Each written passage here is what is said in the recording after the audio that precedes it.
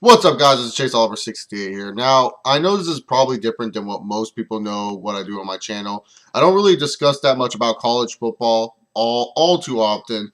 But what just happened yesterday, and with the more results that we are getting from, hearing this story, it's just unreal to me. And it's crazy as hell if you think about it. If you guys don't know, Notre Dame linebacker Manti Te'o, the heart and soul of the Notre Dame defense that got crushed by Alabama 42-14 in the BCS National Championship. But that's not the point. Manti Te'o was a guy that a lot of people found inspiration from, and that a lot of Notre Dame fans were supporting and backing up. And the main reason why Manti Te'o became such a name in college football, it wasn't just because of his excellent play on the field. I would like to think that was just his excellent play, but no, it wasn't. Apparently, Manti Te'o suffered two deaths at a certain day on the time of his life. He suffered the death of his grandma, and for that we know is real. But then also, what we also heard was that 6 hours later, Te'o's girlfriend died of leukemia. Now, Te'o's girlfriend, and I'm going to open up beforethekickoff.com, which I am going to plug because I write for there. Check out beforethekickoff.com. And also the podcast. The podcast and beforethekickoff.com will be in the description box. But the girlfriend's name was Lene Kekua. And apparently Deadspin, this other sports website, started to go on an investigation of this. I don't know why they were going on a huge investigation on this, but they were just kind of, checking out, sometimes athletes lie, and there's no denying that. Athletes lie all the time. They will lie to your faces to get publicity. And there's no denying that. That's how the world of sports is. The world of sports is a crazy world. But apparently, Lene Kekua did not exist. Did not exist. Pretty much that this girl was actually a fake and was playing with Manti Te'o. Now, the side of the story from the Notre Dame side about Manti Te'o, about what happened, was that he got catfished. And that's pretty much, if you guys don't know, catfishing is where someone else pretends, where some woman or man pretends to be someone else hooking up with people. It mostly happens when it's online. And the relationship that Te'o had with this woman supposedly was just an online relationship. And he, developed general feelings around her. And during the whole time, they were saying that Te'o believed it.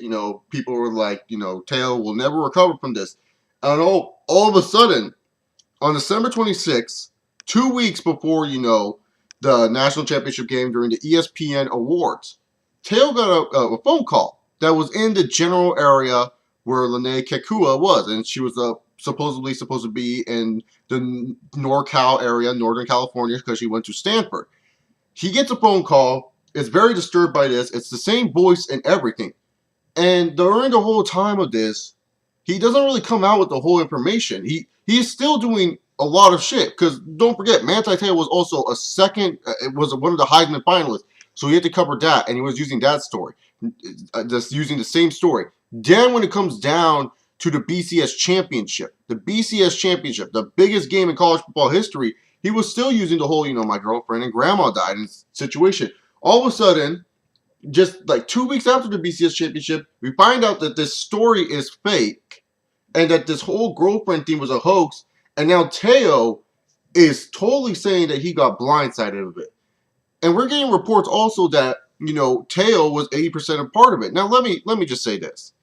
Athletes, they have done stupid shit in life. There's no denying it. Brandon Marshall, there's a bunch of stories on him. I don't want to go too deep into Brandon Marshall stories, but there's a bunch of stories about Brandon Marshall. Ray Lewis has a huge story behind him about the whole murdering and all that other stuff. Everyone has huge ass stories that are just crazy as hell. But this one, it really is just so weird because none of the pieces really line up to really say Manti Te'o is innocent in this situation. Like, don't get me wrong. Do I love Manti Te'o, the football player? Yeah, I think Manti Te'o is an exceptional football player. He's definitely a middle first-round pick. Hell, maybe after this scenario, he's probably going to fall to the second or third round. But other than that, Manti Te'o is a great player.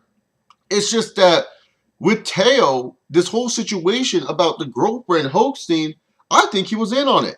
I know many people are going to be like, don't assume that shit, Chase. The whole information does not come out yet. But What I'm thinking is this: why in the blue hell would a guy from Notre Dame want to try to get publicity over something? Like, why in the blue hell is he trying to like get media attention? I mean, when's the last time that you've heard a Notre Dame player get huge ass media attention? And players do this all the time. There's always players trying to get media attention. Like, I feel that sometimes the colleges plan this shit. Like, I'm not trying to say he did it, but remember when Cam Newton, the last time we heard about Cam Newton in college football was that he was stealing shit from Florida. That's pretty much the last time we heard about Cam Newton. And it wasn't like Cam was not a bad talent. I mean, we just didn't really heard about him. He goes to Auburn, and then there's all this weird investigation that ends up to be totally jack shit nothing. And what am I saying, that Auburn set it up to get Cam Newton more publicity, even if it's bad publicity? I think so. I really do feel there's some shady business in the college football world. And I want to know from you guys, what are your thoughts on the whole Manti Te'o situation? Because I just think it's fucked up. I really do believe he is in on the hoax. I don't think that he got catfished. I really do feel he's in on the hoax because, in all honesty, how do you, in this age of technology, how in the blue fuck do you have, access to online? You have access to online. You can Skype her. Skyping is one of the biggest things. I'm pretty sure Teo has a Skype. I mean, wouldn't he have a Skype to Skype with his family? I mean, football players do that all the time. They set up Skypes just to see their families. Don't you think he would have time in his day to set up a Skype and maybe say, hey, Lene, add me on Skype?